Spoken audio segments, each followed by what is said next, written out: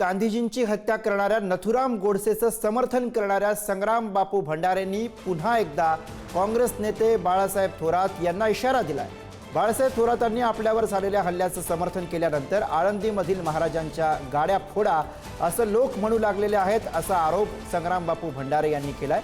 माझी गाडी फोडायची तर फोडा, पण इतर धर्म प्रचारकांवरती हल्ला केला तर मला संग्राम बापू मधील बापू शब्द काढून संग्राम भंडारे व्हावा लागेल असा इशारा त्यांनी दिलाय। संग्राम बापू भंडारे यांनी एका व्हिडिओच्या माध्यमातून बाळासाहेब थोरात यांना हा इशारा दिलाय। सन्माननीय बाळासाहेबजी थोरात, हिंदू धर्माचा भगवा ध्वज वर्षानुवर्ष या आळंदी पुण्यभूमीतून फडकत राहिलाय आणि या आळंदीत येणाऱ्या हिंदू धर्म प्रचारकांवर आळंदीतील नागरिकांनी नेहमीच आई बापाप्रमाणे प्रेम केलंय हो, जीव लावलाय, आजही लावताय। पण तुम्ही हल्ल्याचं समर्थन केल्यामुळं आज महाराज लोकांच्या गाड्या फोडून टाकायच्या असं बोलायला लागलेत तुमचे समर्थक। बाळासाहेबजी थोरात, तुमच्या समर्थकांना माझ्यावर राग आहे, फोडून टाका माझी गाडी, पण इतर कोण्या हिंदू धर्म प्रचारकावर हल्ला झाला तर बाळासाहेब थोरात, मला संग्राम बापू भंडारे मधला बापू काढून टाकावा लागेल आणि मला संग्राम भंडारे व्हावं लागेल। जय श्रीराम।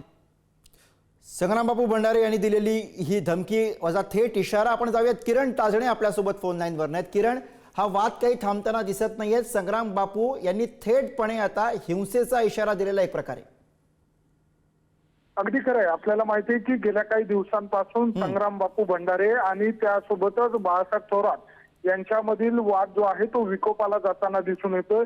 यामध्ये प्रामुख्याने सुरुवातीच्या काळामध्ये थेट संग्राम बापू भंडारे यांनी मला नथुराम गोडसे व्हावं लागेल अशा स्वरूपाचा इशारा दिलेला होता आणि आता नंतरच्या काळात जो व्हिडिओ व्हायरल झालेला आहे त्यामध्ये संग्राम बापू भंडारे हे थेट म्हणताय की मला संग्राम भंडारे व्हावा लागेल, माझ्या नावातील बापू काढावा लागेल अशा स्वरूपाने एक प्रकारे जो इशारा आहे तो बाळासाहेब थोरातांना देण्यात आलेला आहे।